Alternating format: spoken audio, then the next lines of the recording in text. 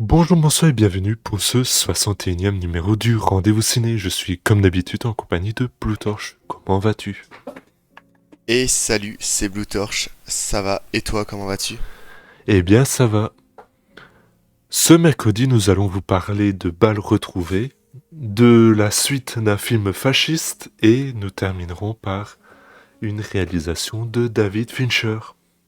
Et tout de suite, sans plus tarder, commençons par Balle perdue 2 raconte l'histoire de Lino qui, après la mort de Charas, a mené une enquête tonitruante dont on vous a parlé dans un précédent rendez-vous ciné. Ici, Lino se retrouve confronté avec le meurtrier de son frère et il n'a qu'une seule lubie, le ramener à la justice. Mais ce n'est pas aussi facile. J'ai trouvé ce film tout simplement palpitant et prenant. Il adopte un point de vue subjectif dans les scènes d'action pour nous ancrer et nous illustrer le grandiose, nous faire ressentir les dégâts et la violence des cascades. Je le trouve d'ailleurs très généreux là-dessus. Et d'ailleurs, je trouve aussi la mise en scène très épurée, laissant la part belle aux acteurs et au spectacle plutôt qu'à des mouvements de mise en scène se voulant très illustratif. Il y a un vrai travail sur le cadrage, notamment dans la scène du tunnel, où le cadre est fixe, mais que l'action entre et ressort de l'écran. Je trouve que l'histoire est aussi très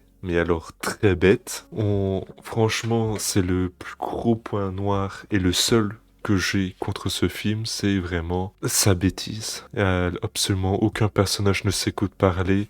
Ils vont chacun dans des directions opposées à 200 km/h. Bon bah c'est un peu logique vu que c'est un film de voiture, mais quand même dommage.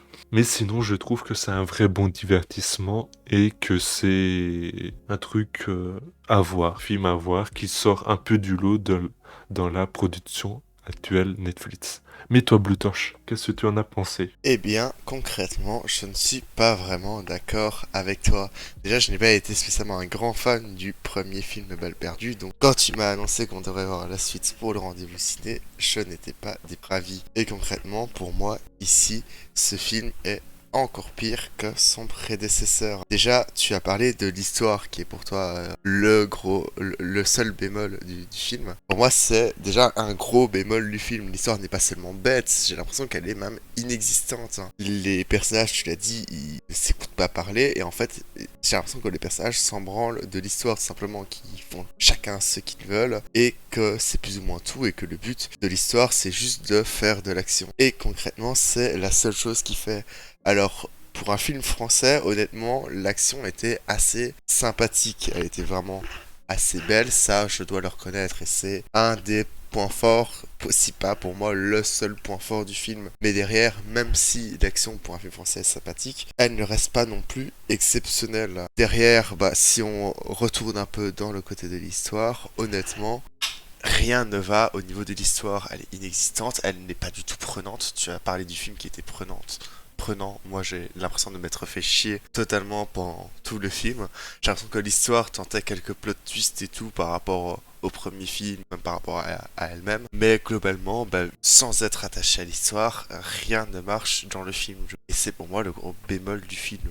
C'est que le film, tu n'es pas du tout attaché à lui et tu t'en fous de tout ce qui peut se passer. Au point où je ne saurais même pas te dire le nom d'un seul des personnages de ce film. J'ai l'impression que le seul nom qui est un peu répété dans le film, c'est le nom du méchant. Clairement, pour moi, ce n'est pas du tout un film à voir. Après, limite, si vous avez aimé le premier Balle perdue, on peut considérer que vous devriez potentiellement aimer ce film, même si clairement, pour moi, le film est moins bien que le premier qui n'était déjà pas très bon. Passons à un film quand même très attendu par les fans, Black Panther 2. Les personnages du film précédent apprennent la mort du roi T'Challa et ils doivent affronter une menace cachée qui attaque le Wakanda. J'ai essayé de faire un synopsis sans spoil, mais sur Allociné, c'est pas ça. Qu'est-ce que tu en as pensé, Blutor? Eh bien, vraiment, ce film, je l'ai trouvé très, très chouette.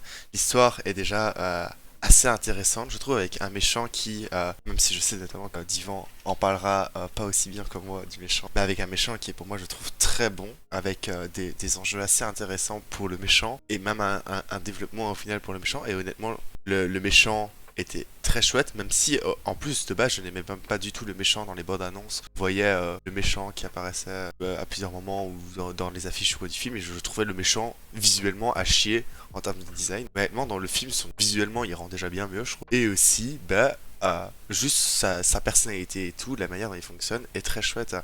Et même l'héroïne, du coup, la nouvelle Black Panther plus ou moins, elle est aussi assez excellente. Et ça, c'est un des gros points forts du film, je trouve, c'est qu'il développe beaucoup ses personnages, et principalement des anciens personnages. Et il les développe vraiment assez bien. Et ça, c'est très plaisant. Il apporte également des nouveaux personnages, hein, évidemment le méchant. On a aussi l'adolescente scientifique et tout. Et concrètement, il rajoute comme ça pas mal de personnages qui sont tout aussi bien que les anciens, et il va développer aussi les anciens assez bien, de manière à ce qu'on puisse s'attacher à eux, parce que avec l'ancien Black Panther qui est mort, on n'a plus vraiment de personnages à qui on est fortement attaché dans la saga Black Panther. Et ici, je trouve que il a plutôt bien réussi le passage de flambeau, si je peux dire. Derrière, les scènes d'action sont plutôt cool, hein. On parlait juste avant de Balles perdues. Concrètement, les scènes d'action ici sont bien mieux dans Black Panther que dans Balles perdues. Après, bon, le budget n'est certainement pas le même, ça je vais mettre. J'ai quand même noté un petit bémol sur le film, c'est au niveau de l'adolescente scientifique, qui concrètement, je trouve que je vais essayer de pas spoil à ce niveau-là, mais j'ai l'impression que la manière dont c'est présenté, ce qu'elle fait, t'as l'impression que tout le monde peut le faire, alors que dans les films d'avant, c'était des trucs c'était impossible à faire, limite tu mettais tous les scientifiques d'un état réuni pour essayer de le faire, ils n'arrivaient pas à le faire, et là t'as l'impression qu'une ado random dans son garage, elle arrive à le faire tout seul sans aucun problème. Enfin, ça a un peu cassé le mythe, si je peux dire. Après voilà, c'est un peu gênant, mais sans plus non plus. Ça passe encore. Mais clairement, le film était vraiment très bon, et je dirais même plus, et là je vais me faire détester par certains fans, certaines personnes qui... Ah voilà, je vais me faire détester par certaines personnes. J'ai préféré honnêtement ici Black Panther 2 à Black Panther 1. Voilà, c'est dit. Beaucoup de gens vont certainement ne pas être d'accord avec moi, ce que je peux clairement comprendre, mais voilà, ça c'est mon avis. Mais je sais que Divan, lui, n'a pas du tout cet avis. Dis-moi, qu'est-ce que tu en as pensé? Ah là là, ce film est si compliqué à aborder.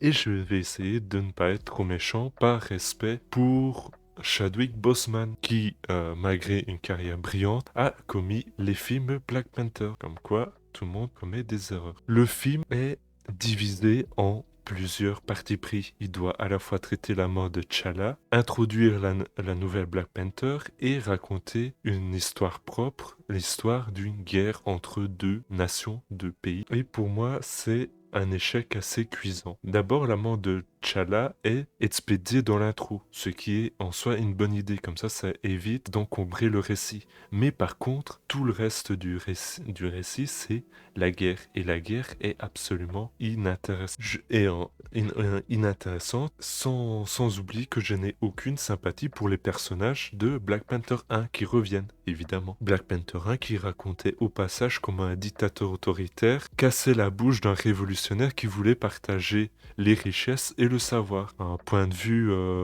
fasciste, disons-le clairement. Et ici, le film ira absolument autre chose. C'est comment une dirigeante, sous prétexte d'un attentat terroriste, décide d'exterminer un peuple tout entier. Bon bah super. Donc, il raconte ça, c'est vraiment top Marvel. N'hésitez pas à afficher du progressisme autre chose que par des scènes coupées au montage dans des pays un peu douteux. Sinon, le film est beaucoup trop long, de plus de 2 heures et demie, alors qu'il n'a rien à raconter. On aurait vraiment pu couper une demi-heure, enlever le surplus narratif et se recentrer sur l'essentiel, que ça soit la guerre ou que ça soit le passage au flambeau symbolique à un nouvel Black Panther. Mais là, la révélation arrive dans les dernières 20 minutes du film, alors que c'est évident. Rien qu'en regardant l'affiche, on sait ce qui va se passer. Et pourtant, ça traîne, ça manque de rythme, ça manque des... La seule vraie source d'émotion pour moi, c'est Chadwick Boseman encore et toujours. Malheureusement pour le film, la mise en scène est un peu moins médiocre qu'à l'accoutumée, et la photo, par contre, est vraiment travaillée. Je ne l'aime pas, je dois l'avouer, mais je reconnais son travail. Et si toutes les photographies étaient aussi travaillées schéma avec que celle-ci, ça ferait au moins des films plaisants à regarder. Les scènes d'action sont très molles, contrairement à Balles perdues, que je trouve rythmées. Et franchement, voir Black Panther après Balles perdues, ça a été deux salles, deux ambiances. Et parce que tu as parlé, je vais revenir sur Namor. Namor est franchement construit comme un super méchant iconique, mais il se fait laminer comme un pignouf en 2-2, et c'est triste. T'imagines si Thanos, après son build-up sur 4 ou 5 scènes post-génériques, se prenait une patate de Hulk et hop, fin de l'histoire, rentrez chez vous, merci, bonsoir quand même. Et donc, je vais conclure sur Black Panther.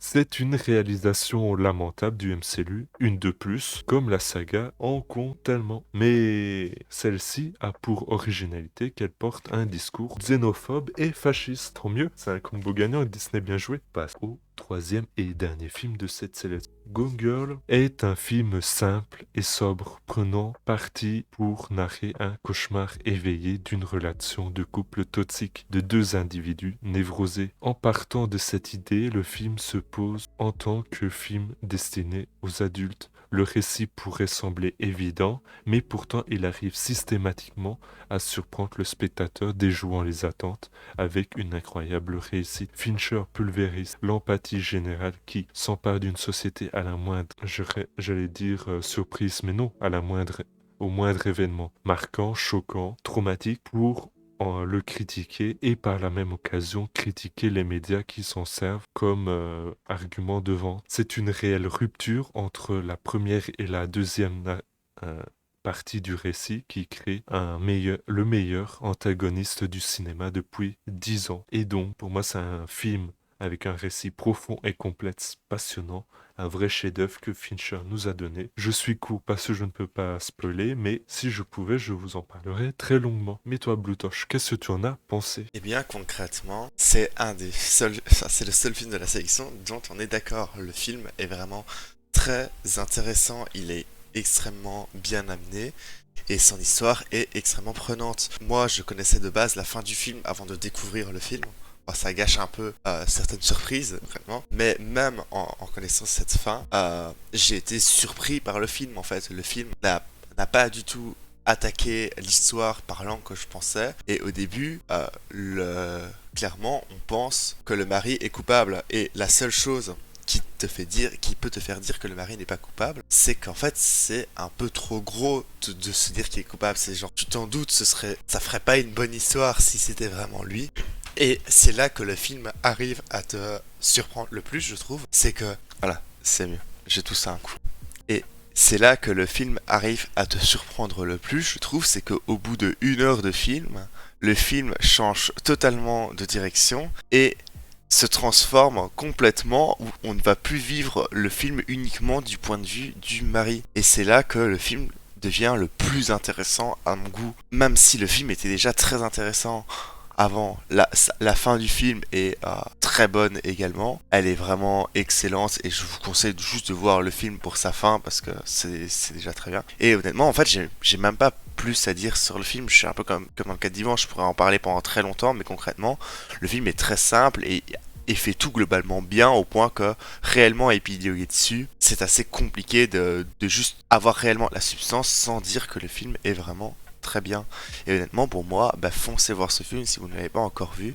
C'est clairement un film qui mérite d'être dans les classiques. Sur ces belles paroles, c'est l'émission qui se conclut. Je tiens à vous remercier de l'avoir suivi. Si vous voulez soutenir la chaîne, vous pouvez vous abonner pour ne rater aucune émission. Partagez nos émissions rigolotes de presque qualité pour les faire découvrir à vos amis. Vous pouvez également laisser un petit pouce bleu avec un beau commentaire ou suivre notre compte Twitter @vous-du-bas ciné, lien dans la description, où on vous parle de l'actualité du cinéma et de notre petite chaîne YouTube. Merci Bluetosh d'avoir participé. De rien, avec plaisir comme toujours. On se retrouve la semaine prochaine. Salut. À plus.